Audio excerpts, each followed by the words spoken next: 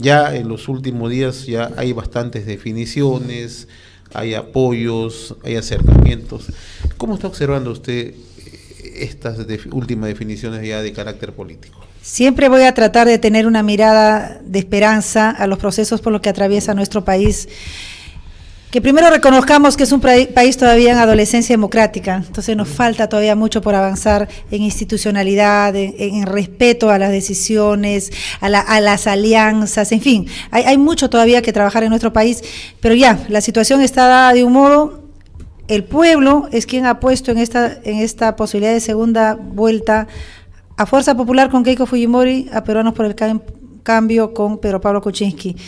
Personalmente, hace pocos días ya me he pronunciado abiertamente, porque considero que es mi responsabilidad a favor de la candidatura de Keiko Fujimori. Por supuesto, me han llovido críticas, como también saludos y felicitaciones por la decisión, pero más allá de eso, quería explicar un poco esta posición.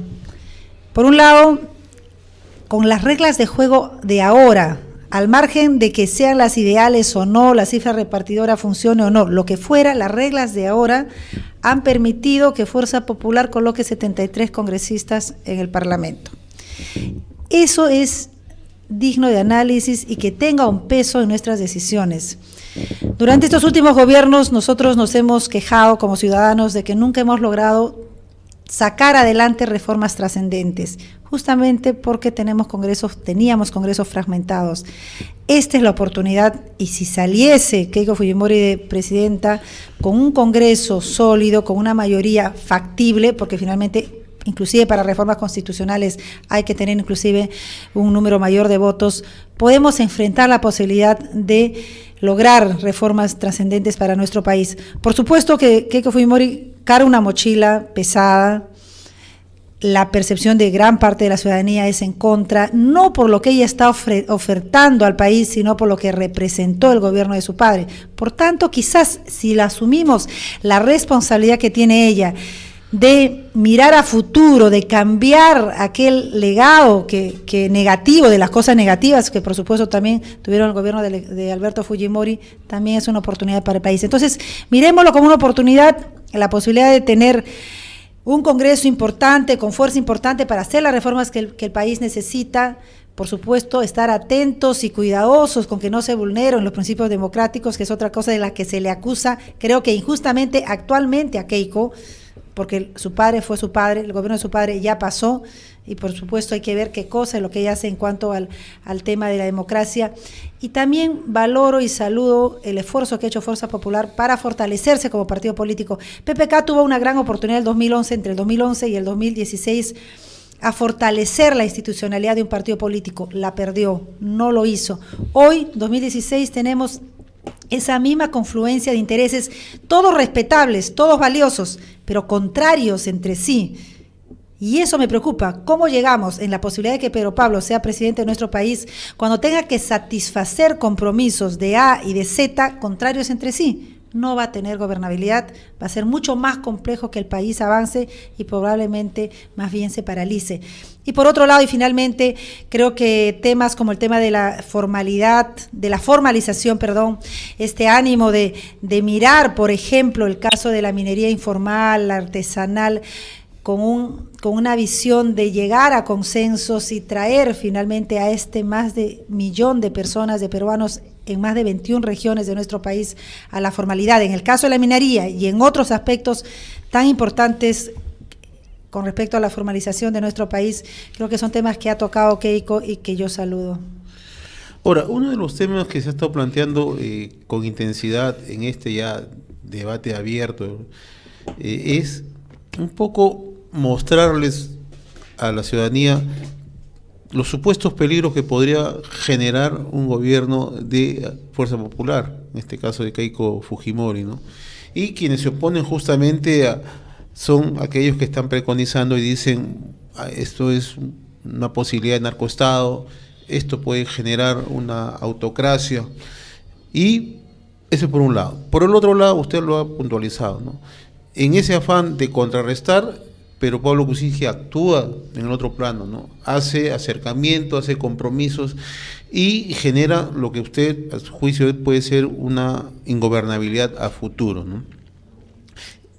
¿Cree usted que un gobierno de Fuerza Popular podría romper con las reglas de juego democráticas en el país, o es que ya hemos cambiado? Porque también tenemos que precisar que estamos atravesando por un cuarto periodo consecutivo de gobernabilidad, ¿no? Y de lo que tenemos que sentirnos orgullosos todos los peruanos. Esta cuarta transición entre un gobierno y otro, elegidos democráticamente, es un punto favorable en este proceso de madurez democrática de nuestro país. Creo que ya no está en riesgo la democracia. Por supuesto hay que estar siempre atentos. Lo que está pasando en Venezuela, lo que están pasando todavía en unos países en el mundo, nos debe tener alertas.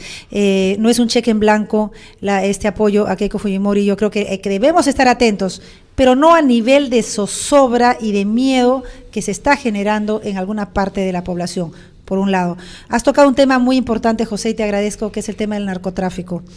Cuando yo entro el 2011 al Congreso de la República, me inscribo en primer orden como titular de la Comisión de Defensa y Orden Interno, que debería de haber visto temas para enfrentar el narcotráfico.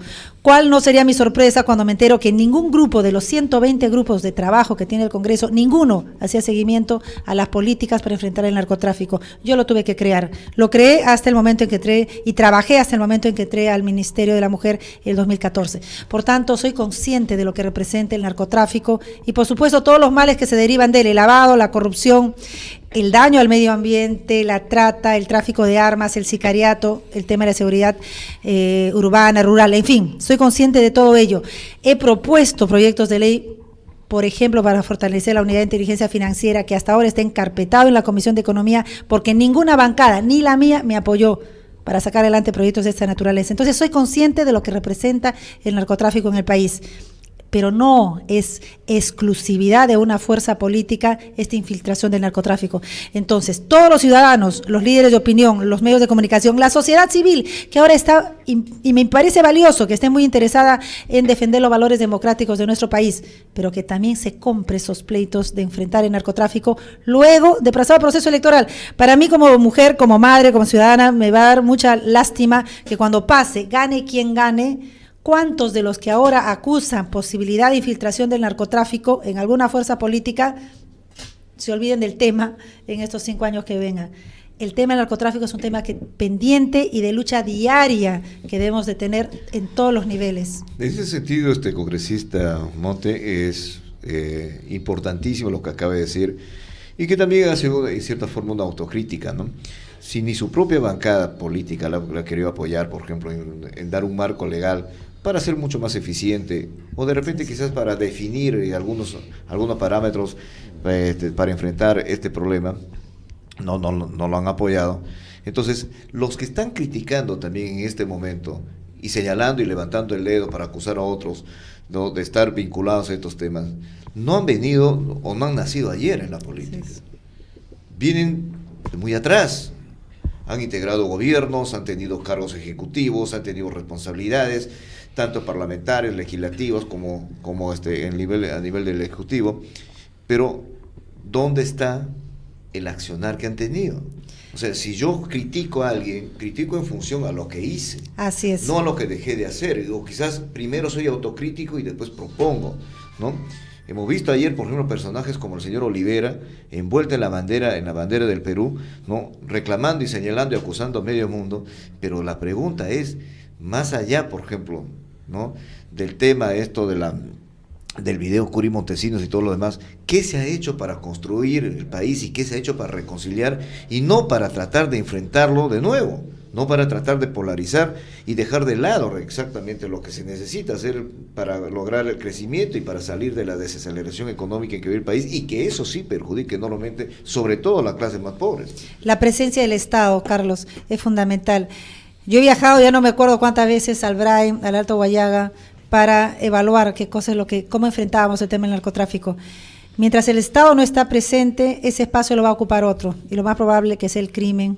No solamente el tema del narcotráfico, sino también la tala ilegal. No es lo más probable, sino que lo hace. Entonces, ¿cómo enfrentamos esos retos que tenemos en nuestro país? Y tú tocas un tema muy importante, que es el tema de del odio, de la venganza, de la revancha.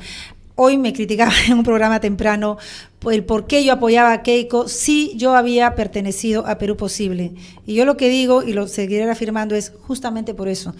Mi discurso nunca se ha construido, como lamentablemente se ha construido en muchas fuerzas políticas, en base al odio. Yo creo que tenemos que dar la vuelta a la página a esa polarización, a ese odio, a esa falta de cohesión que tenemos como país. Somos todavía, más allá del tema político, somos varias naciones que tenemos que integrarnos y nunca hemos dado pasos importantes en esa línea. Creo que esta es una oportunidad. Yo espero, confío, estoy atenta, por supuesto, a que no se siga esa línea. Yo espero que Keiko, de asumir la presidencia, si es que Dios le da esa oportunidad y el pueblo se lo da también, que dé ese viraje hacia una reconciliación que tanto nos hace falta a todos los peruanos. El construir un voto en base al odio y en base al anti, más allá de las propuestas, cuáles son las propuestas que me gustan o no me gustan, o considero importantes y valiosas para mi vida, para la calidad de vida de la sociedad, y solamente tener en cuenta el tema del odio y de la venganza y de lo que fue el gobierno del señor Alberto Fujimori, para mí es muy lamentable. Espero que demos una vuelta a la página y que este día que ya se aproxime, este domingo de elecciones, pues demos un nuevo espacio y una nueva oportunidad para todos nosotros. Yo le tengo una pregunta, congresista Carmen Omonte. En su criterio, y coincidiendo con estos elementos de juicio que están en la escala de una política pública de Estado, lo que usted nos acaba de manifestar, no de una simple coyuntura política. Coincidiendo en eso, le pido que por favor nos diga 2 ejemplos de decisiones que debería adoptar el próximo Congreso en la línea de lo que usted nos ha manifestado. 2 propuestas básicas. Para enfrentar el lavado, la corrupción, el narcotráfico, se tiene sí o sí que darle fuerza, fortaleza a la unidad de inteligencia financiera en nuestro país. Y eso pasa por reforma constitucional, si es que se hace esa interpretación.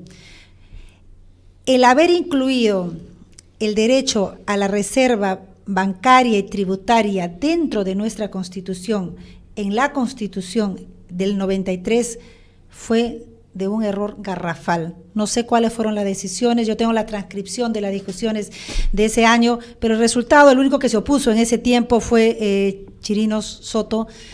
Hoy vemos el resultado de cómo haber encorsetado a nuestra unidad de inteligencia financiera, la posibilidad de que finalmente la ley, cuando por supuesto bajo las reglas de juego lo ameriten, pueda tener uñas y entrar a finalmente definir responsabilidades cuando hay alarmas con respecto al lavado. Se tiene que fortalecer la unidad de inteligencia financiera con o sin cambio constitucional, eso se tendrá que evaluar. En segundo lugar, creo que sí es importante para luchar esta infiltración del narcotráfico en la política, que dentro de las reglas de juego, dentro del reglamento del Congreso, no haya inmunidad en esos 2 casos. Cuando hay juicios o procesos pendientes vinculados al narcotráfico y vinculados al lavado. El sistema de inmunidad tiene un sentido para proteger al congresista y no hacerlo vulnerable de acusaciones, de juicios, de procesos que lo debiliten en sus decisiones. Así es, pero el lavado y el narcotráfico, que finalmente son crímenes internacionales y todos los países están haciendo un enorme esfuerzo para enfrentarlo, se tiene que nuevamente definir en las reglas de juego en cómo nos enfrentamos. En la mañana escuchaba, por ejemplo, este afán que tenemos como peruanos, como país, de formar parte de la OCDE. Si nosotros no cambiamos las reglas de juego para fortalecer nuestro sistema de enfrentar el lavado, nunca vamos a ser parte de la OCDE, y eso se discute muy poco. Buen punto, efectivamente es un punto muy importante, porque muchas veces se confunde la protección que la Constitución da en muchos países al ejercicio parlamentario con faltas o delitos que no tienen que ver con eso y que en el caso del narcotráfico son antitéticos, son exactamente lo contrario de aquello que se debe hacer. Y termina siendo impunidad. Así es. Entonces muchos candidatos al Congreso hacen lo imposible por llegar a este poder, justamente porque saben que van a estar garantizados en que el brazo de la ley no les llegue, y eso es muy delicado.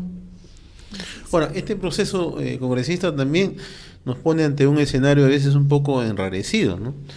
Hasta hace pocos días nosotros veíamos escuchamos, observamos la presencia de la señora Verónica Mendoza, ¿no? Una presencia anti todo, ¿no? Ahora da un viraje y abiertamente, o sea, presenta su apoyo a Pedro Pablo Kuczynski, ¿no?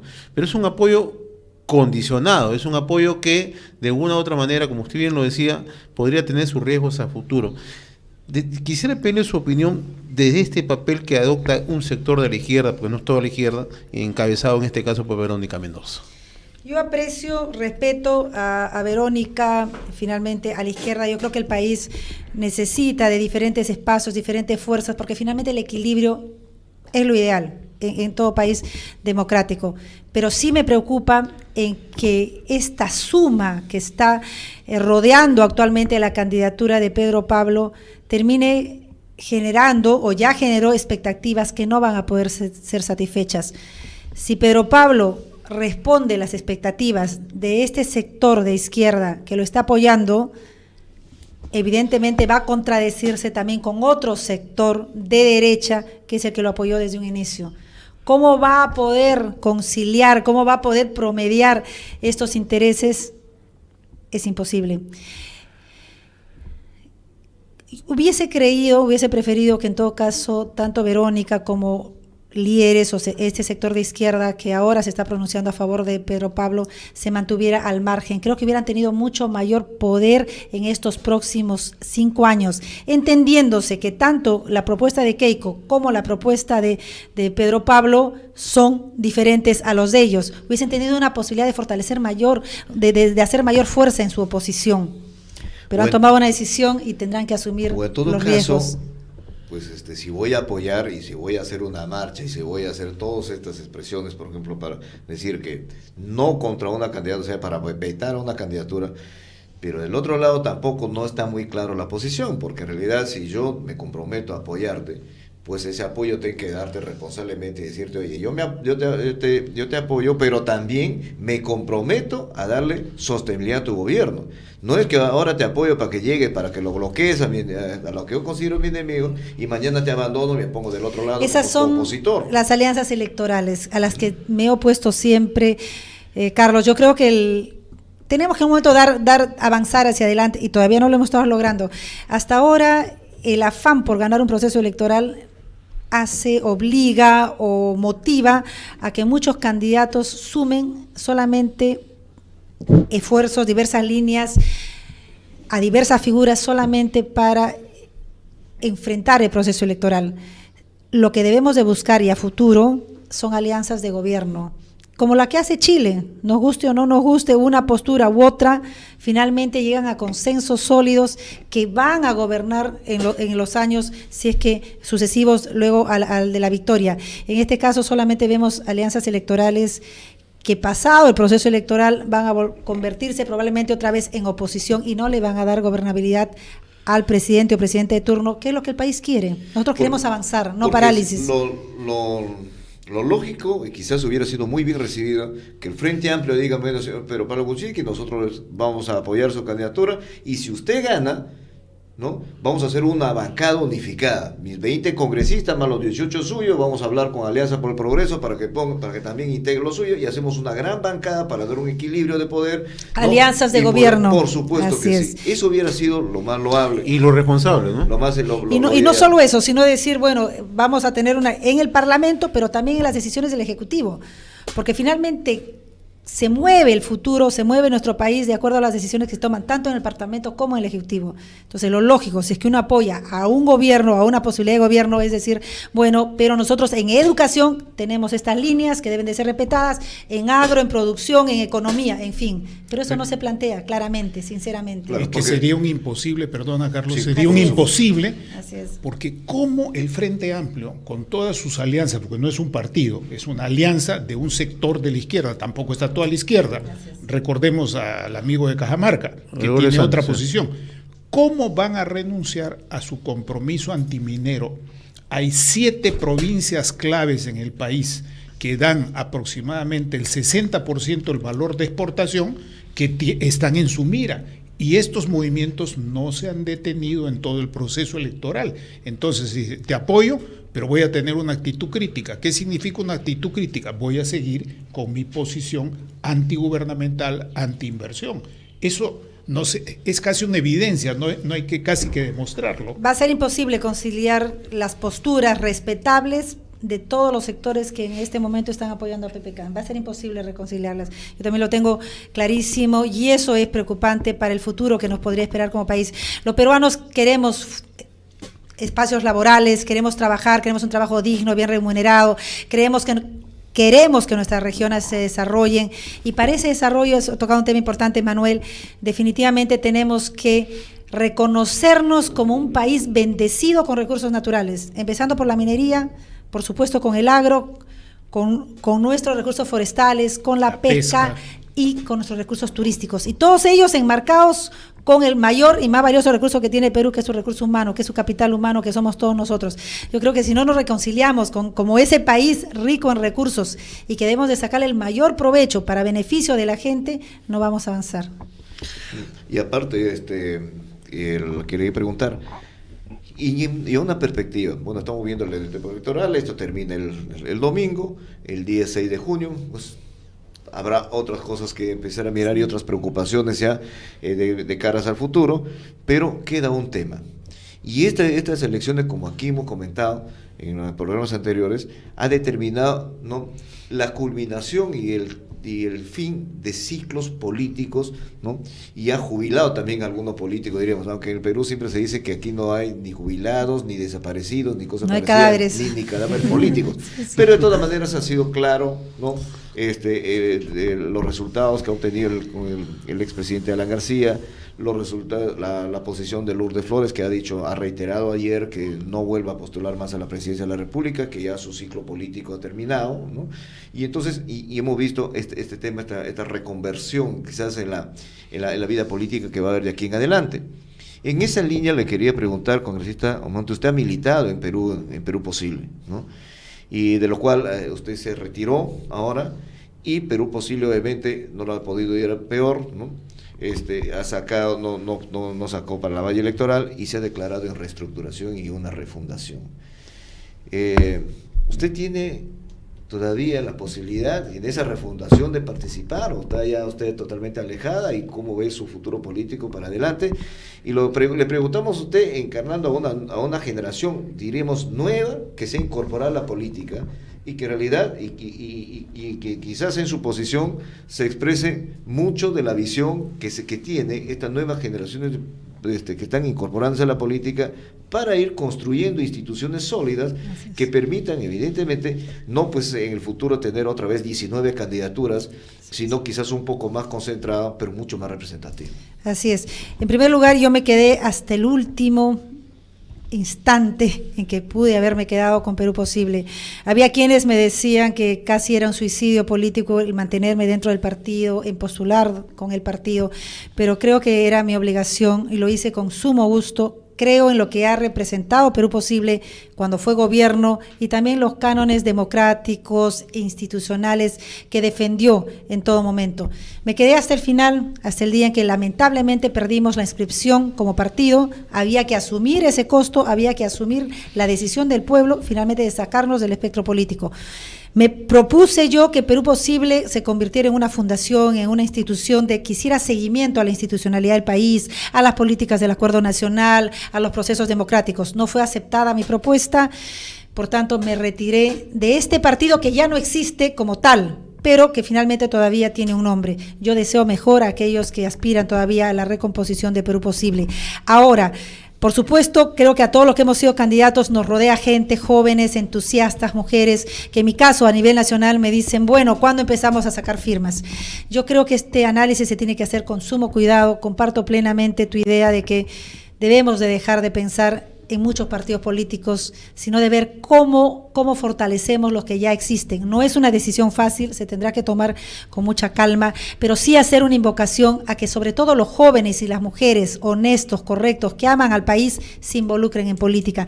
Mientras sigamos creyendo que la política es turbia y sucia, les vamos dejando a quienes no se merecen estar allí. No es fácil estar en política, a mí me ha costado muchísimo estar y mantenerme, y yo sigo creyendo que vale la pena, porque finalmente es trabajar por nuestro país. Las decisiones las toman los políticos, por tanto la gente correcta debe estar dentro de este espacio.